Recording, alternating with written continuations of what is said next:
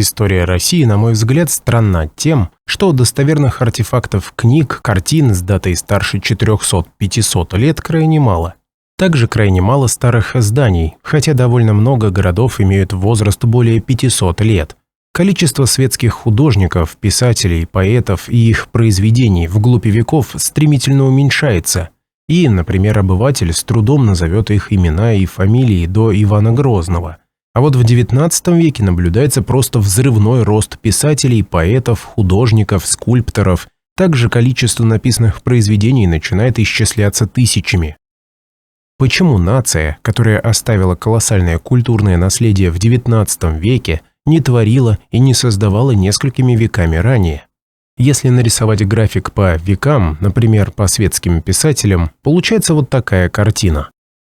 Официоз объясняет это отсталостью, отсутствием европейских учителей. Мол, плели тысячи лет лапти, все делали из дерева, вот все и сгнило.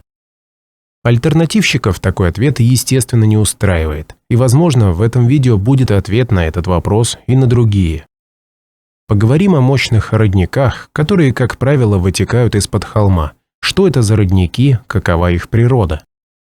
Речь пойдет о родниках на обычной равнинной территории, о родниках в горах – это отдельная тема. Разбирал ее пуля снегопада. Официально версию родников, скорее всего, каждый из вас слышал. Что это дождевая вода, выпавшая на большой площади этого самого холма, постепенно просачивается через слои песка, глины и суглинка в силу конфигурации нижележащих слоев более плотной глины. Вода находит выход только в одном месте. Вот так и получается родник.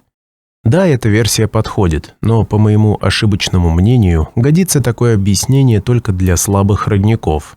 Более того, такие родники будут очень сильно зависеть от выпадения осадков. А как же быть с мощными родниками, которые выдают кубометры воды за несколько секунд? Какова их природа? Вот официальное объяснение. Образование источников может быть обусловлено различными факторами: пересечением водоносных горизонтов отрицательными формами современного рельефа, например, речными долинами, балками, оврагами, озерными котловинами, геолого-структурными особенностями местности, наличием трещин, зон тектонических нарушений, контактов изверженных и осадочных пород, фильтрационной неоднородностью водовмещающих пород и другое. Источники артезианских вод отличаются наибольшим постоянством режима. Они приурочены к областям разгрузки артезианских бассейнов. То есть, официально мощные родники – это места разгрузки артезианских бассейнов. Давайте узнаем про глубину залегания артезианских вод. Глубина залегания артезианской воды варьируется в зависимости от геологических особенностей региона. 30-100 метров в регионах с неглубоким залеганием известняковых пластов, 100-300 метров в районах с глубокими водоносными слоями, более 300 метров в редких случаях, когда требуется доступ к глубоким артезианским бассейнам. Например, в Московской области глубина артезианских скважин обычно составляет 70-150 метров.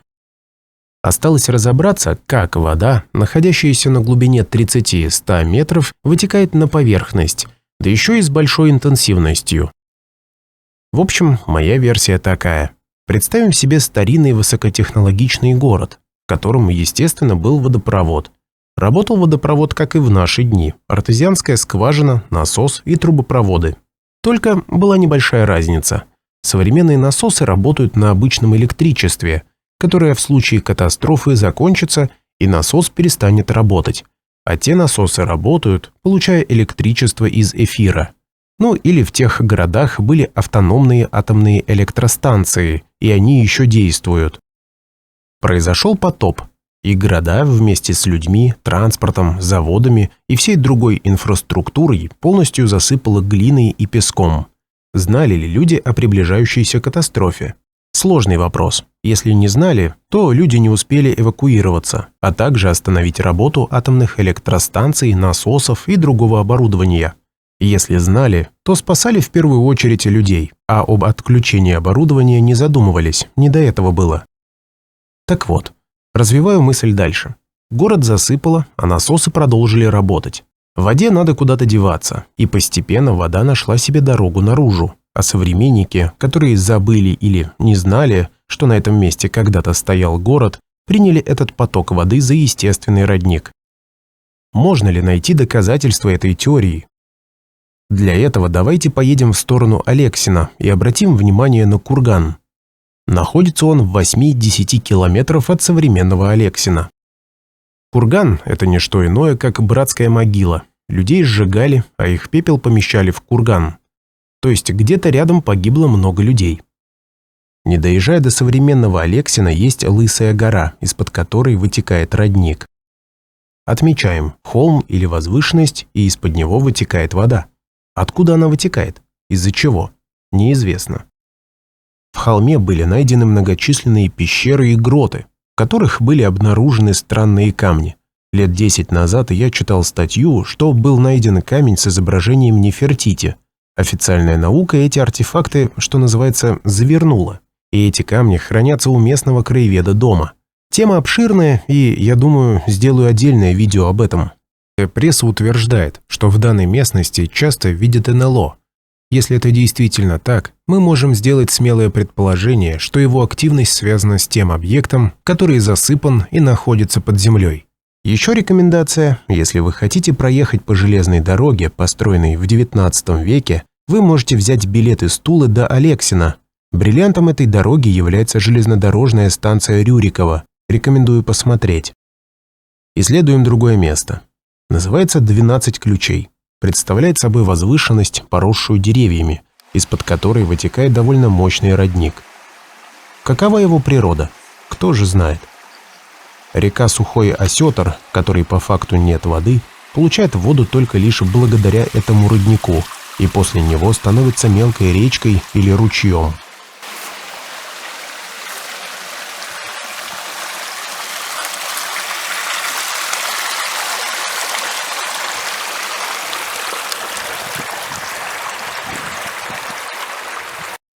Рядом находится поляна невест.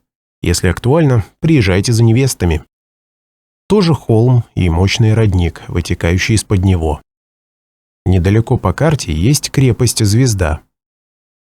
Также мощный родник есть в Плавске. Город встречает курганом. Родник находится рядом с Белой горой. Старожилы рассказывали, что раньше ключ бил на высоту 1 метр. Выглядело, как будто прорвало трубу с водой высокого давления. Постепенно, с годами, мощность родника падала, а уровень воды в реке увеличивался. Раньше родник находился на берегу реки, и вода вытекала в реку ручейком. В 2018 году этот родник снимал Вадим, канал «Неофициальная история».